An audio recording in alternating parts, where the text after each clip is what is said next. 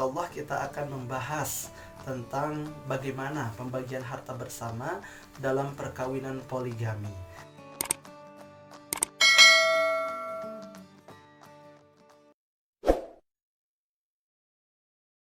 Assalamualaikum warahmatullahi wabarakatuh. Sahabat Pintar Hukum, kembali lagi pada kesempatan kali ini dengan program Pintar Hukum yang insya Allah kita akan membahas tentang bagaimana pembagian harta bersama dalam perkawinan poligami. Nah, dari video sebelumnya kita sudah menjelaskan bahwa apa itu harta bersama, yang salah satu diantaranya harta bersama merupakan harta benda yang didapatkan dalam sebuah perkawinan antara seorang suami dan istri.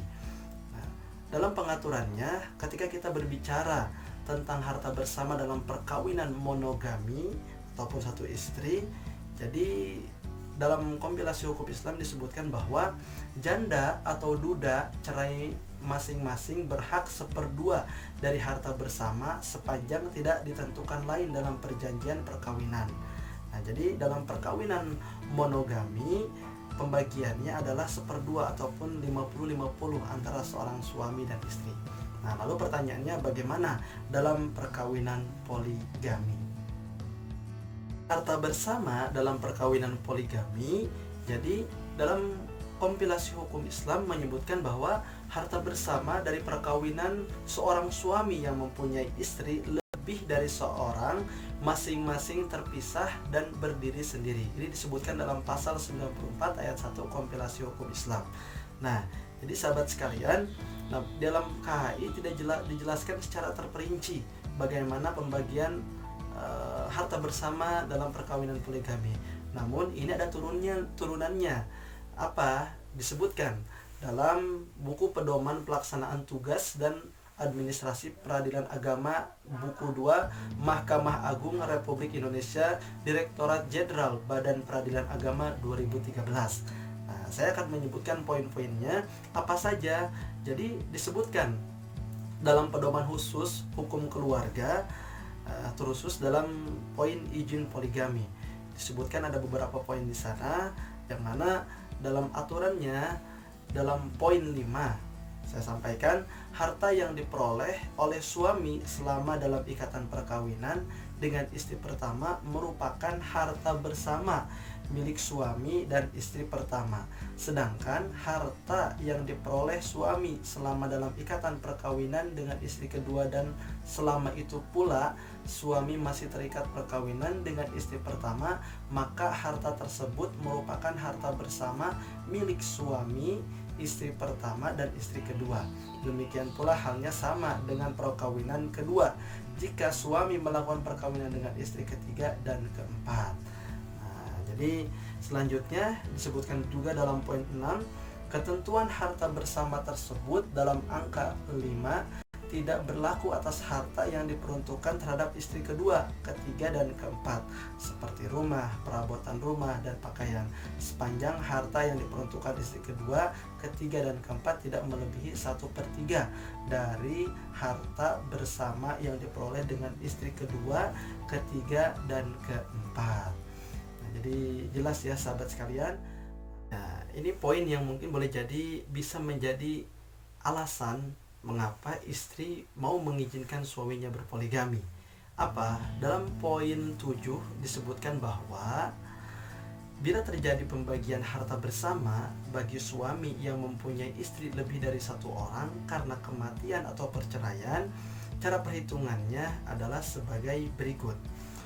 Untuk istri pertama, setengah dari harta bersama dengan suami yang diperoleh selama perkawinan, ditambah 1/3 dari harta bersama yang diperoleh suami bersama dengan istri pertama dan istri kedua, ditambah 1/4 dari harta bersama yang diperoleh suami bersama dengan istri ketiga, istri kedua, dan istri pertama, ditambah 1/5 dari harta bersama yang diperoleh suami bersama istri keempat, ketiga, kedua, dan pertama. Nah, jadi sahabat sekalian, betapa banyak keuntungan yang didapatkan daripada istri pertama ketika dalam pembagian harta bersama dalam perkawinan poligami. ya. Tadi mulai dari untuk istri pertama mendapatkan 1/2 ya yang diperoleh dalam perkawinan bersama suami, ditambah 1/3 dari harta bersama yang diperoleh suami bersama dengan istri pertama dan kedua, ditambah 1/4, 1/5. Nah, jadi ketika seorang istri dia mengizinkan suaminya berpoligami, yang mana istri kedua, ketiga, keempatnya memiliki ataupun usaha dengan suami tersebut memiliki harta yang berlebih, maka beliau pun akan mendapatkan bagian dari pembagian harta bersama tersebut ya. Nah, lalu poin selanjutnya dalam poin 8 disampaikan bahwa harta yang diperoleh oleh istri pertama, kedua, ketiga, dan keempat merupakan harta bersama dengan suaminya, kecuali yang diperoleh suami atau istri dari hadiah ataupun warisan ya. Jadi sama seperti pembahasan daripada harta bersama sebelumnya. Nah, lalu selanjutnya sampaikan juga poin 9, pada saat permohonan izin poligami, suami wajib pula mengajukan permohonan penetapan harta bersama dengan istri sebelumnya, atau harta bersama dengan istri-istri sebelumnya, atau harta bersama dengan istri-istri sebelumnya. Nah, ketika suami dalam hal suami tidak mengajukan permohonan penetapan harta bersama yang digabung permohonan izin poligami, istri atau istri-istrinya dapat mengajukan rekonvensi penetapan harta bersama. Rekonvensi adalah gugatan balik, teman-teman sekalian ya. Nah, jadi sahabat sekalian, sudah sangat jelas kan saat ini. Jadi poin 9 tadi menyampaikan bahwa agar ketika dalam aturan izin poligami, suami harus menetapkan harta bersama antara istri ataupun istri-istrinya ya.